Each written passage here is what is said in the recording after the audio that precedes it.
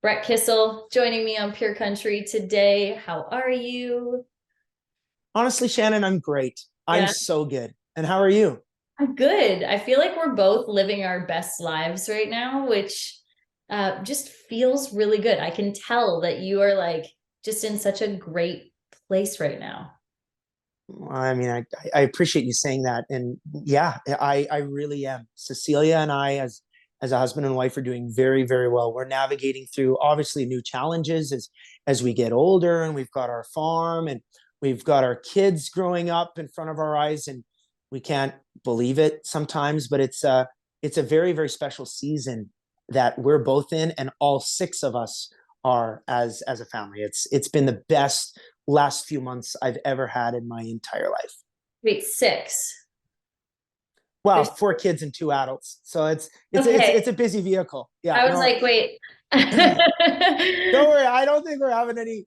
I don't think there's going to be any more Kissel kids running around. We're pretty complete. Two Are sons, two you? daughters. I mean, we're so happy. Yeah, I think we're done. But then again, Um, Cece could give you that wink, like the Neil McCoy song, and I don't know if I'd turn her down, but you never know. How, because I was talking to a couple of different like friends of mine that have, more than one child, and they say like once you go past two, that's where it becomes tricky because then you've like lost your man-to-man defense. You're just like someone is unattended. What do you do with four? Do you just each take, at least sole responsibility for two, or how does that work? I've heard it a million times about you go from man to man now to zone defense, and my former manager Louis O'Reilly has five kids, and so I talked to him about that, and he's just such a great parent. Him and his wife Val are really parents that I looked up to, and now with us having four kids, Johnny and Jen Reed. They've got four kids, so you have these conversations, and the reality is that you take it day by day. So it's not this whole concept of this is what we do and how we do it Yeah. now, because every day changes. We've Yeah. got Mila, who's about to turn 7. And so she is in a much different stage where she can be extremely helpful. And she loves it. She loves her siblings. She loves our baby, Atlas, who's now 10 months. So that help is unbelievable. But then at the same time, we as parents love spending that one-on-one time with her because she needs that. She needs to know that her mom and her dad don't just think of her as a babysitter like they probably did in the old days, when Yeah. my grandparents were one of 14 kids on the farm in this big Ukrainian Yeah. pioneer family. So for us, you just take it day by day, and everybody has their needs, everybody has their wants, everybody has their good moments, and everybody has their challenges. So there is no thing that I can tell you that is in general, this is what we do. Yeah. We just wake up in Same. the morning, we figure out what are we going to do today, and Yeah. we try our best to accomplish it. Well, you guys are rock stars because we have one and he's incredible, but I like the thought of having another one, I'm like, it scares the bejeebus out of me, but I'm also like excited about possibly doing that at some point. Possibly. Well, you know what, you as a female, as a woman, have the strongest intuition known to this planet. You have stronger intuition than any man. You know deep down in your heart and your gut, your mind, your body, and your soul what you're going to do and what you are capable of, or what you want to give to another life if you so choose, or if Yeah. that life also chooses you. So if you decide that your path in life is to be the parent of one child, Lincoln, I can tell you, has an amazing advantage because he has you and Stephen as extraordinary parents. If Oh, you so choose later in life or tomorrow, say, we're ready, let's go have a second baby.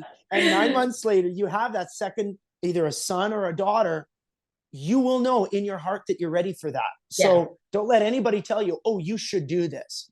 Screw that. Only you know it. It's And so we true. knew we wanted 4 kids. So Yeah. we're Um, thrilled. you guys have such a beautiful family. Like watching you guys at the CCMAs was just so magical because you can just tell how truly happy you guys are to have the family that you have, which is just amazing. And I feel like it really comes out in your music. And this season of music, I feel like you can really hear that just watching the video that Cece put together for Never Have I Ever. I was like, oh my God, look at you two babies. Yeah, I know. We had such a laugh going through that, her phone footage on, and she had an iPhone for years. She had a BlackBerry. We had to go through photos on Facebook when we were writing each other letters in 2007 and 8. We're just dating, and how I would sign my letters. And it was puppy love. I was so head over heels in love for her. And I think you can see that in a lot of the photos. And Never Have I Ever talks about that era. But it's also very interesting to also have a song that's doing really well on Pure Country in Watch It. And we're releasing the music video for that on YouTube. And we did the exact same thing in terms of looking through our phones and finding all of the great video clips from this summer, exclusively this year. And just understanding that, wow, in the blink of an eye, look at how much our kids are changing. And every parent will tell you, you blink and you miss it. So you better soak it in. And that's exactly what Watch It in particular is about as a song. And that song, that's what I mean. Like, I feel like these two songs that we're talking about just really show where you're at in your life personally and professionally, and how you're kind of melting those two worlds together, which I think when that happens, that's when it gets really, really, really good. Like, you've always done that, but now more so than ever, I feel like. Well, thank you. And I think there's a lot of magic that can happen in an artist's career, and in my career in particular, when you focus more on being authentic and genuine, regardless of the outcome, Yeah. than you do if you're chasing something. You've probably had those conversations with, your friends and my friends, like JBB or the Reclaws, or even your husband, who's an extraordinary songwriter and gave me a gift of a song called Make a Life Not a Living, which changed my life. I said it 100 times over the last year as I held up the Juno Award and I said, this is thanks to Stephen Lee Olson, So having authentic music is now the only thing that concerns me, and no longer chasing. If I'm lucky enough to have a hit on my hands, then oh my God, that's great. If it doesn't become a hit, I don't care, because Yeah. this is the song that meant the most to me. Right. Exactly. And a lot of songs are coming from you in 2023. Let's Yeah. talk about the Compass Project. So, 4 albums, like a whole lot of music, and all 4 albums are very different. So, South Yes. is coming first, January 27th. What would you define the South album as? Because I know the West one is kind of more Western, you have a live record. Absolutely. But the South record is your straight ahead Nashville, today's country, anthemic celebration, heartfelt. It is just so great to have a record that sounds this good. I loved working with Bart McKay, my producer, again. I loved working with Togs, who produced Never Have I Ever. I'm so grateful to have this group of songs. And because of that, like it's called the South record because this is everything you'd expect out of a Nashville record, except it's just still better than anything I've ever done. I think we've gone up a couple steps on the ladder for this one. So I'm really, really proud of the record that comes out on January 27th. Ah, so exciting. So those songs, Watch It, Never Have I Ever, Ain't the Same. These all live on the South That's record. correct.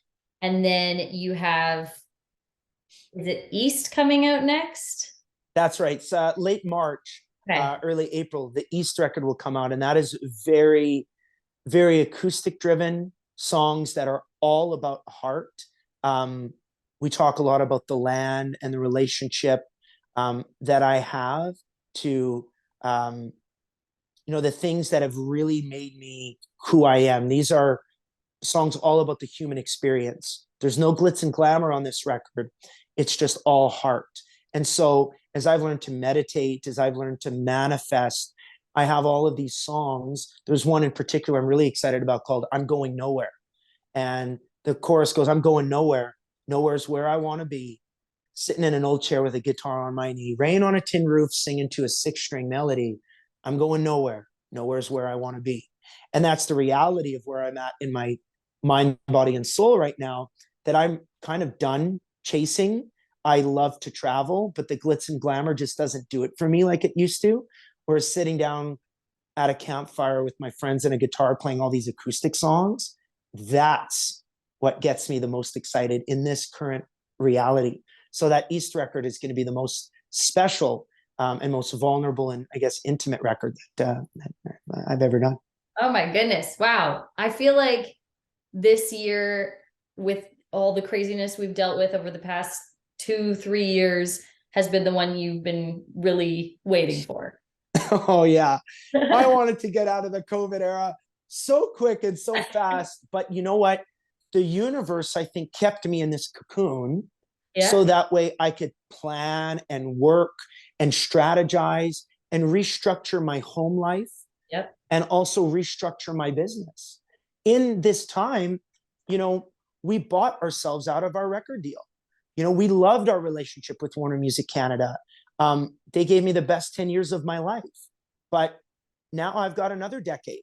So what do we want to do with this? It's year number one of the next 10 years of my career. So the Compass Project is pointing that needle in some very specific directions. And it also really talks about my internal compass, which is, I think, the most exciting thing of all. I cannot wait. I feel like I say this every time we talk. We could easily do an hour-long interview, and maybe I need to start a podcast. Maybe we need to start a podcast. And I just would love to. Shannon, anytime. all right. Hey, let's table that and we'll brainstorm. But yes, the Compass Project first album coming out January 27th. I'm loving Never Have I Ever. We love Watch It. And I, not to like wish time away, but I'm really excited for you to go on tour. So when that, gets a little closer, that's going to be really fun. I think it's going to be the most fun that I've had in possibly ever, because I've learned that absence makes the heart grow fonder. And there's a lot of cities and communities I'm looking on our tour routing that I haven't been to in 5, 6 years. I can't believe it. I can't even believe I'm still here. You know what I mean? Like, to a degree. For example, Winnipeg, Manitoba. I have not played in Winnipeg, Manitoba since 2018.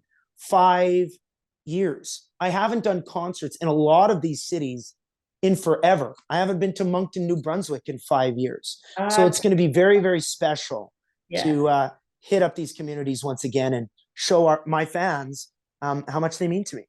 So awesome. All right. Well, thank you for doing this. It is always a pleasure. Brett Kissel on Pure Country.